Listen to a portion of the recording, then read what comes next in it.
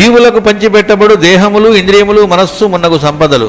ఇప్పుడు మనం దేహంలో ఉన్నాం, మనకి లోపల ఎంత సంపద ఉన్నది? మనలో సంపద ఉండడం ఏంటండి? ఉంటే బ్యాంకుల్లో ఉండాలి, బీరువాల్లో ఉండాలి, కానీ మనకు సంపద ఏమిటి అంటే అసలు సంపద అంతా ఉంది మనలోనే. ఎందుకంటే నువ్వు అనుకుంటున్న డబ్బును సంపాదించగలిగటం కానీ, ఆ నాలెడ్జ్ కానీ, లేకపోతే తెలివితేటలు కానీ, ఆ సామర్థ్యం కానీ ఉన్నది నీకు. నిన్ను బట్టి అవి కానీ, వాటిని బట్టి నువ్వు కాదు. అది తెలియక లోకంలో వాటిని బట్టి అంచనా వేస్తూ లెక్కలు వేసుకుంటూ వాడి ప్యాకేజీ అంతా మా అమ్మాయిని ఇవ్వాలంటే లేదా ఇవి చూసుకుంటూ ఉంటున్నాం ఈ రోజుల్లో. కాబట్టి దానికి తగ్గట్టు ఏడుస్తూ ఉంటాయి అవన్నీ. అసలు ధనం ఎక్కడుంది అంటే మనలో ఉంది. గ్రేటెస్ట్ ఇన్స్ట్రుమెంట్, సామాన్యమైనది కాదు ఇది. దీనిలో ఉండేటువంటి దేనికైనా రీప్లేస్మెంట్ చేయగలమా?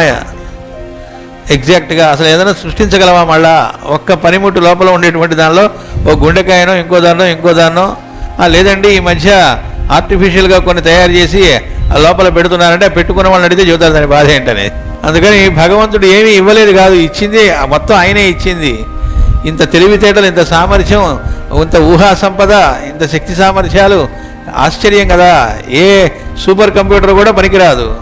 చూడండి 25 ఏళ్ల క్రితం మనతో బాగా గడిపిన వాళ్ళు కూడా ఇప్పుడు కనపడంగానే 25 ఏళ్ళు పడుతుంది వాళ్ళు గుర్తు రావడానికి.